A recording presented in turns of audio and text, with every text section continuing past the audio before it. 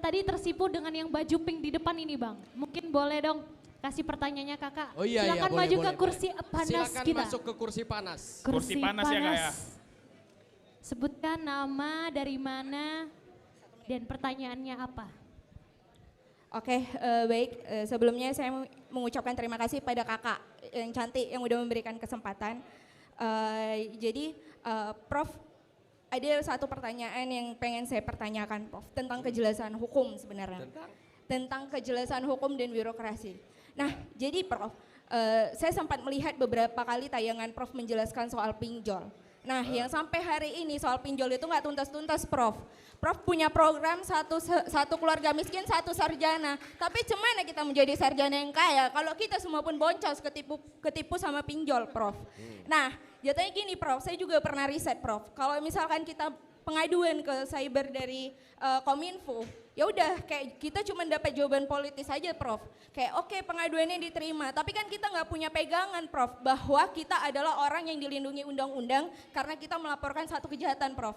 Nah, masuk lagi, Prof. Saya juga ngelihat dan saya riset bahwa itu bisa dilaporkan juga, Prof, ke cybercrime Polri kan, ada dari website. Nah, tapi apa, Prof, pegangan hukum yang jelas untuk kita anak-anak muda yang mungkin satu, Prof, tidak tahu karena sekarang banyak pinjol-pinjol itu pakai logo OJK. Tapi sebenarnya nggak terdaftar di OJK.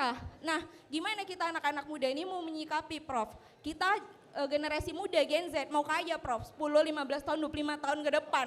Apalagi Indonesia 45. Tapi gimana kita mau jadi generasi yang progresif, yang unggul, yang memiliki inovasi kalau misalkan kita sendiri masih buta hukum. Dan kita, Prof, juga pengen satu aja, Prof. Kita pengen satu kejelasan dan kepastian hukum.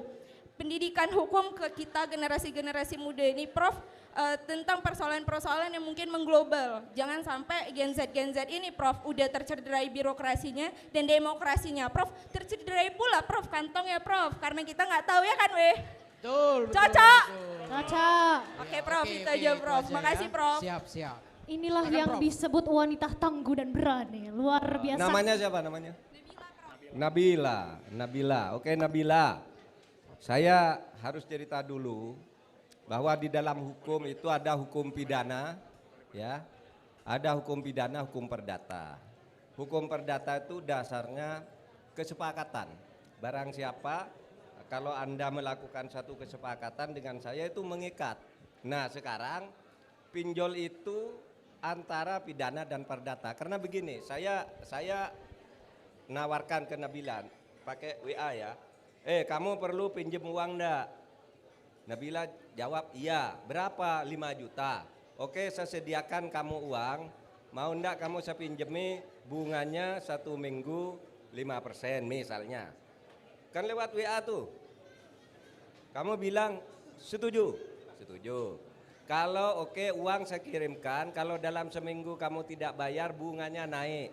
Setuju sampai setiap jatuh tempo kamu tidak mau bayar bunganya dibayari oleh pemberi pinjaman, lalu naik terus sehingga ada kasus di mana orang hanya minjam 3 juta hanya beberapa bulan jadi 200 juta karena setiap ditagih itu tolong bayari dulu tambah bunganya, tolong bayari dulu tambah bunganya, sampai ada yang bunuh diri dan sebagainya. Ketika dilaporkan ke polisi,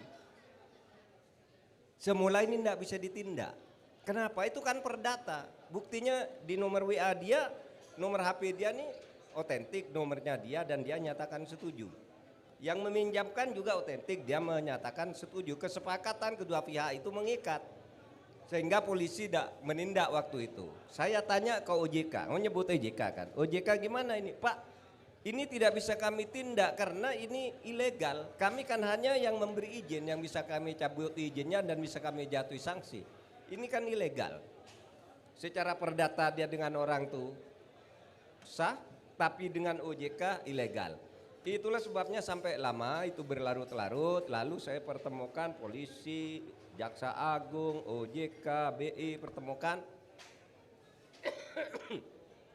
Saya simpulkan ini tindak pidana penipuan. Nah, sejak itu lalu ditangkap ratusan orang, ditangkap masuk penjara. Kantornya diobrak-abrik. mula-mula bersembunyi tapi namanya ilegal kan, muncul lagi nomor lain, nawalkan ke orang lain lagi.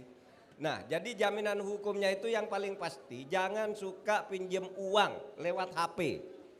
Ya, jangan suka pinjam uang lewat HP. Datang ke bank saja. Pemerintah menyediakan pinjaman-pinjaman lunak dan macam-macam. Tinggal datang ke bank, nanti konsultasi ke para ahli perbankan, ahli ekonomi. Datang ke pemerintah tanya. Jangan lewat HP ditawari, saya juga sering ditawari.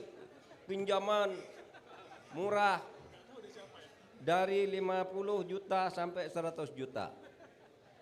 Setujukah saudara saya kirimi uang? Nah kalau saya bilang iya gitu, udah jadi itu, udah ngikat tuh. Nanti tinggal bunganya sekian, iya jadi mengikat. Itu perdata. Nah sekarang udah kita atur. Ya, jadi itu jawabannya. Siap. Tepuk tangan teman-teman, luar biasa. Luar biasa.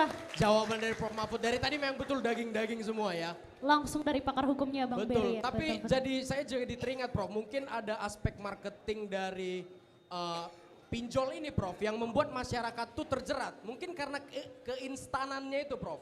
Karena ada pepatah bilang sesuatu yang instan itu biasanya tidak baik. Baik itu dalam bentuk pinjol. Kamu nyindir kamu, kalau nyindir jangan nyindir capres. Kebaca deh. Aduh, deh. ketahuan jadi. Ya udah deh, kok kebaca berarti udah tersimpulkan ya kali ya. Kita lanjut aja. Enggak, tapi kalau misalnya pinjol berarti nggak boleh. Pinjol nggak boleh. Pinjam langsung nggak boleh. Pinjam dulu 100.